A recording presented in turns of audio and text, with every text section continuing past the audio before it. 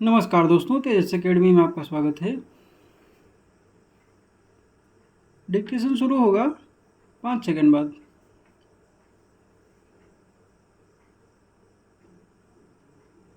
महोदय, मैं आज इस सदन के सामने एक अत्यंत महत्वपूर्ण विषय पर अपने विचार प्रस्तुत करने के लिए खड़ा हुआ हूँ और वह है सतत विकास। यह एक ऐसा मुद्दा है जो न केवल हमारे वर्तमान बल्कि आने वाली पीढ़ियों के भविष्य को भी गहराई से प्रभावित करता है। सतत विकास का अर्थ है विकास की ऐसी प्रक्रिया जिसमें वर्तमान आवश्यकताओं की पूर्ति की जाए, लेकिन साथ ही यह भी सुनिश्चित किया जाए कि भविष्य की पीढ़ियों की आवश्यकताएं और संसाधन भी सुरक्षित रहें। सतत विकास केवल आर्थिक विकास तक सीमित नहीं है, बल्कि इसमें सामाजिक न्याय और पर्यावरण संरक्षण का भी गहरा संबंध है। यह 3 प्रमुख स्तंभों पर आधारित है: आर्थिक, सामाजिक और पर्यावरणीय। इन तीनों स्तंभों के बीच संतुलन बनाए रखना सतत विकास की सबसे बड़ी चुनौती है। हमें यह सुनिश्चित करना होगा कि आर्थिक प्रगति करते समय हम अपने प्राकृतिक संसाधनों का अत्यधिक दोहन न करें और पर्यावरण को क्षति न पहुंचाएं। इसके साथ ही समाज के सभी वर्गों को विकास के लाभ समान रूप से मिलने चाहिए, ताकि कोई भी वर्ग वंचित न रह जाए। हमारे देश की तेजी से बढ़ती जनसंख्या और तेजी से हो रहे औद्योगिकरण ने प्राकृतिक संसाधनों पर बहुत बड़ा दबाव डाला है।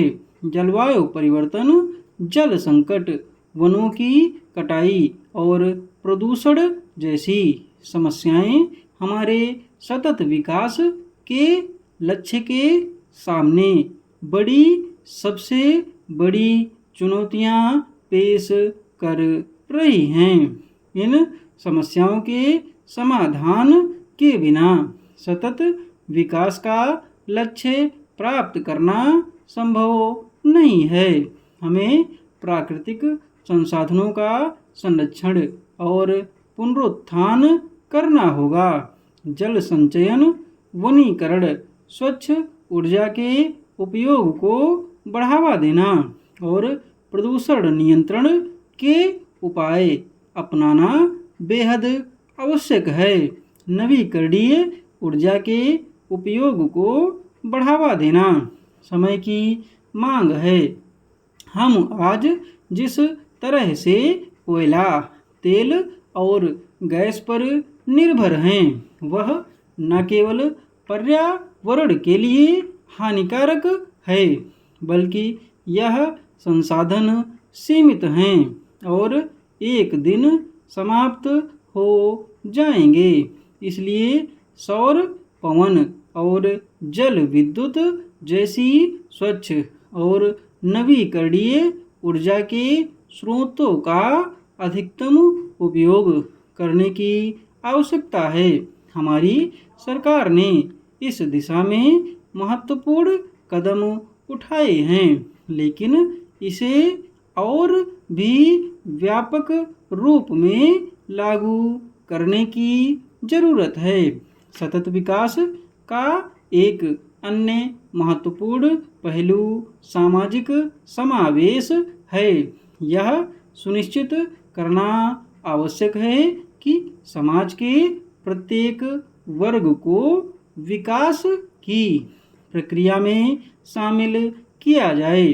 गरीब, हाशिए पर रहने वाले और वंचित समुदायों को मुख्य धारा में लाना और उन्हें शिक्षा, स्वास्थ्य और रोजगार के समान अवसर प्रदान करना सतत विकास के लक्ष्यों को प्राप्त करने के लिए अनिवार्य है। हमारी योजनाओं और नीतियों में इन वर्गों का उत्थान एक महत्वपूर्ण प्राथमिकता होनी चाहिए।